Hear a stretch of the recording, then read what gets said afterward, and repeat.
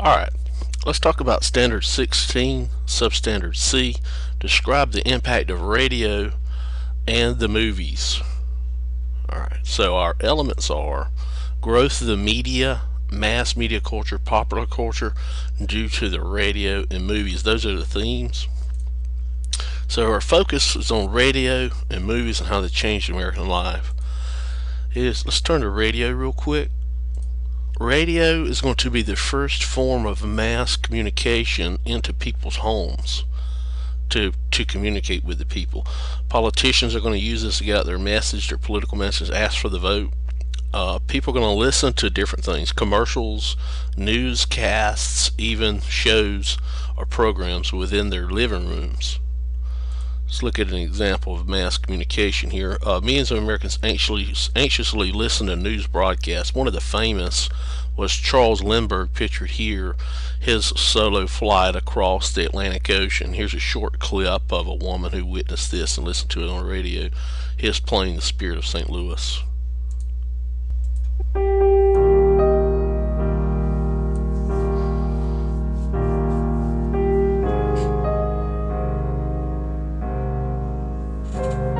I'm Janet Lieberman. I am 90 years old. I have very vibrant memories of Charles Lindbergh's victory parade when he came to Brooklyn, and I was 6 years old. It was as a barnstorming parachutist, wingwalker, and stunt pilot that he first learned to fly.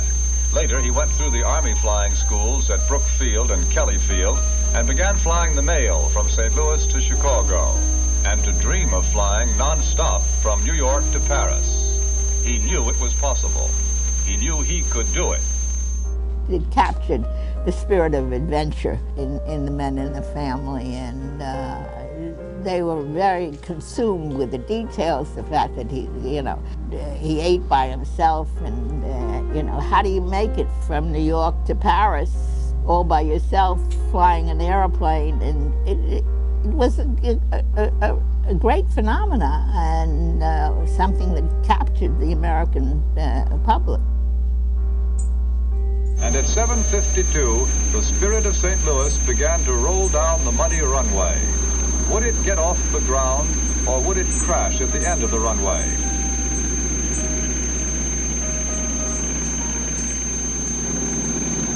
Twice its wheels left the ground, only to return. And then the plane was airborne. It was 7:54 Eastern Daylight Time, the morning of May 20th, 1927. 3,600 miles to Paris. We had listened to the radio before when he was flying over. It was it was also a great event to hear that they sighted him here and they sighted him there and stuff like that. You had listened to the progress.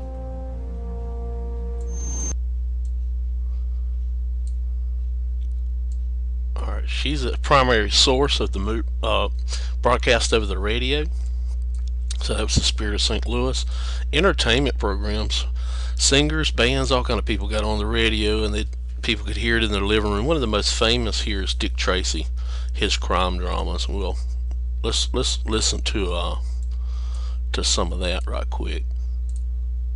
Calling all adventure fans, calling all Dick Tracy fans. Stand by, Dick Tracy is on the air.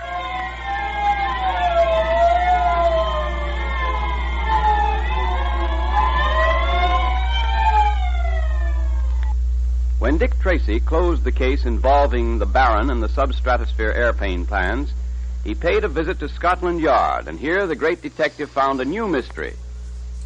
Dryden Small, the well-known Egyptologist, was returning to America with certain treasures which he had discovered in the ancient tomb of Tutankhamun. Small had reason to believe that someone was trying to kill him, and Tracy was asked to protect him on the voyage to America. Sitting in Small's cabin the first night out, Dick and Pat were startled to see a strange face peering in at their window. Mr. Tracy. What's the matter, Small? What's wrong? Look, there, the window. The man with the yellow face. So what? Dick, great Scott, look. That awful face at the window. It's gone now. Come on, Pat. We've got to find out who it is. Yes, and why are we standing through that window? Oh, don't leave me alone. Don't leave me alone. We'll be back in a moment. Here, through this door, Pat. That'll bring us out on deck.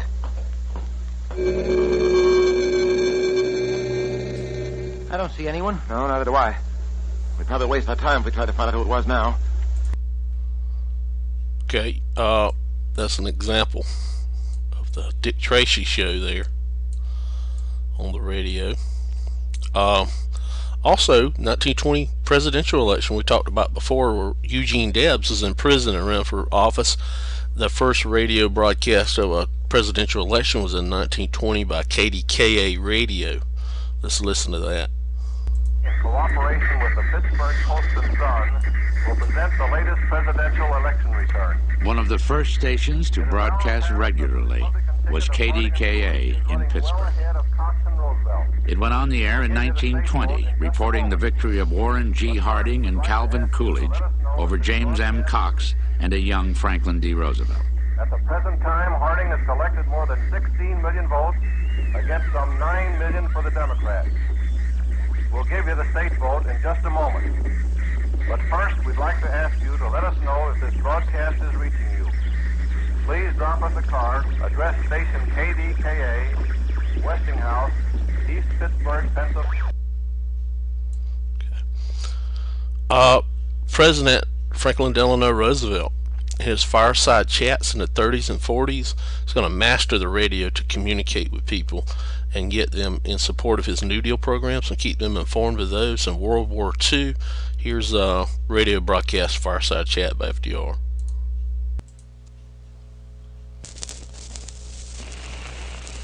Ladies and gentlemen, the President of the United States. My friends, I want to talk for a few minutes with the people of the United States about banking. To talk with the comparatively few who understand the mechanics of banking, but more particularly with the overwhelming majority of you who use banks for the making of deposits and the drawing of checks. I want to tell you what has been done in the last few days and why it was done and what the next steps are going to be. I recognize that the many proclamations from state capitals and from Washington, the legislation, the Treasury regulations and so forth, couched for the most part in banking and legal terms, ought to be explained for the benefit of the average citizen. I owe this in particular because of the fortitude and the good temper with which everybody has accepted the inconvenience and the hardships of the banking holiday. That's Franklin Delano Roosevelt using the radio to his advantage.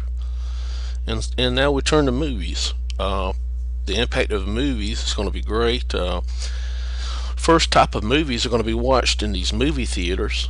And here's Charlie Chaplin, one of the first movie stars of the silent movies, where he didn't speak during these silent movies. There was no voice because they didn't have the technology at the time to put voice in there. But here's an example. This is called The Kid, and it has Charlie Chaplin in it. Here's Charlie Chaplin here.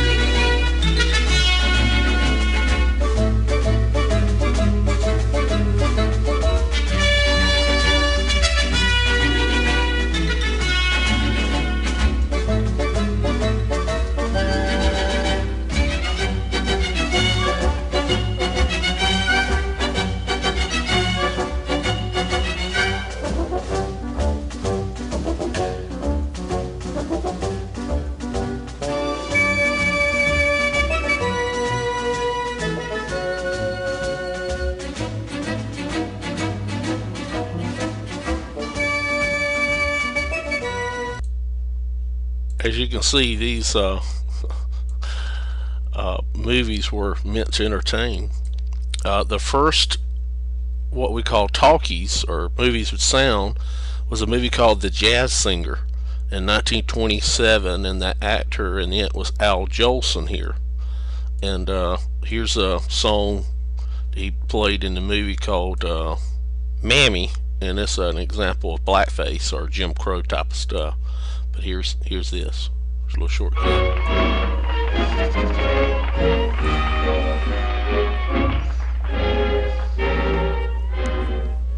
Mammy,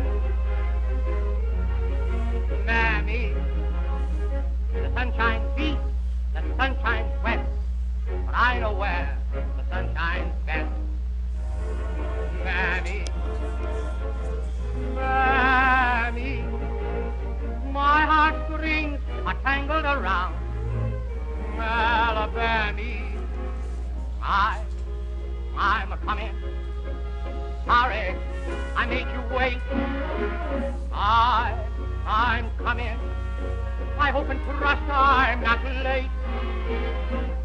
Mammy, Mammy, I'd walk a million miles for one of your smiles on my Mammy. Oh, Mammy, my little Mammy. The sun shines east, the sun shines west, but I know where the sun shines best. It's on my Mammy I'm talking about, nobody else's. My little Mammy, my heartstrings are tangled around Alabama.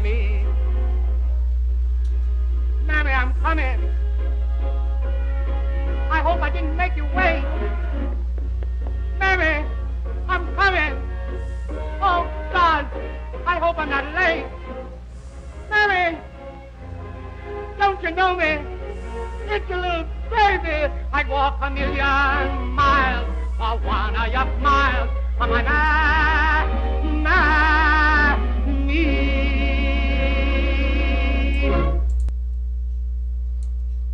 So that's Al Jolson, the jazz singer, in 1927. His voice was actually in that video, one of the first ones with a voice called the talkie. We've talked about Miriam Hopkins, was from Bainbridge, Georgia. She's actually buried in Oak City Cemetery behind stones. She started out in vaudeville performance, then went to silent movies. The highlight of her career was in talkies, and here she is in Dr. Jekyll and Mr. Hyde in a black and white movie here in 1931. But she also makes movie history in being the first, acting in the first movie that used a 3-strip Technicolor process, in other words color, in 1935 in the movie Becky Sharp. She was actually put on Time magazine here, Miriam Hopkins, in 1935. And here's a clip from the movie Becky Sharp. You can find this on YouTube or anywhere else. Miss Sedley, as you now leave us to return to the polished and refined bosom of your family, you depart rich in those virtues and accomplishments which characterize the young English gentlewoman. In music, dancing and orthography, you have realized our fondest hopes. And in the principles of religion and morality, you have proved yourself worthy of this establishment. Receive then, dear child, this elegantly bound copy of the illustrious Dr. Johnson's dictionary as a token of my affection. Dictionary? Oh, it shall always rest under my pillow. No.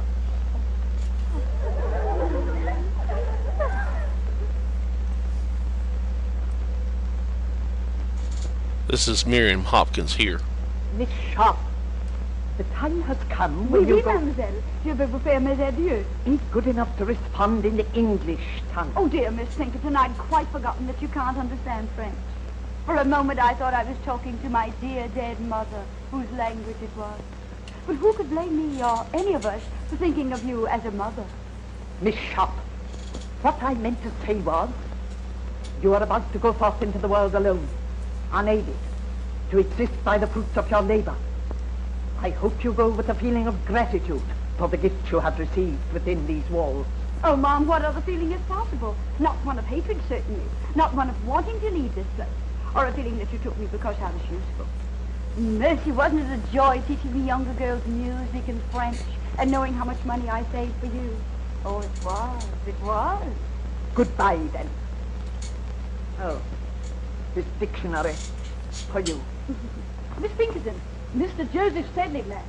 Enter, sir. Joseph. Ah. Dearest Joss. Oh, bless my soul, it must be you, is it? Now, Joss, how many sisters have you?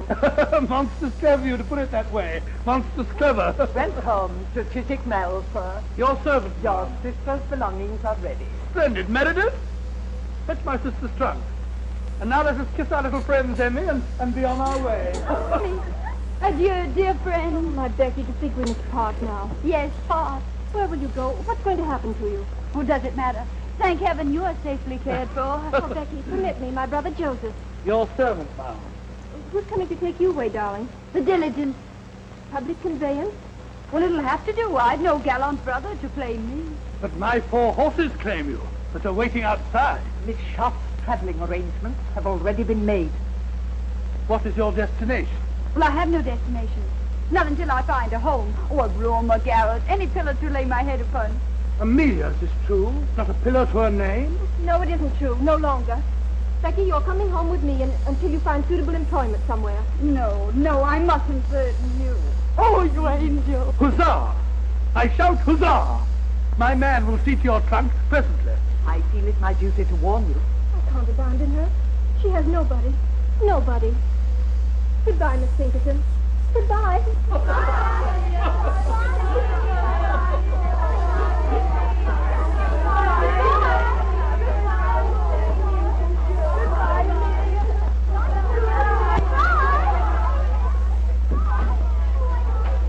Miss Pinkerton, words are but little thanks, yet let them speak volumes.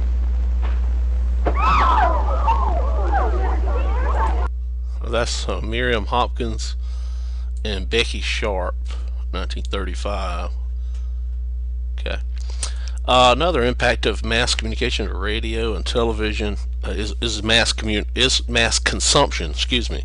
Here's Al Jolson, the jazz singer that sang that song "Mammy." He's advertising cigarettes, Lucky Stripes. This is no throat irritation, no cough. It's toasted. So people are going to start buying cigarettes, and because these advertising industry fuels this interest in material objects and possessions, these people are going to start buying a lot of products.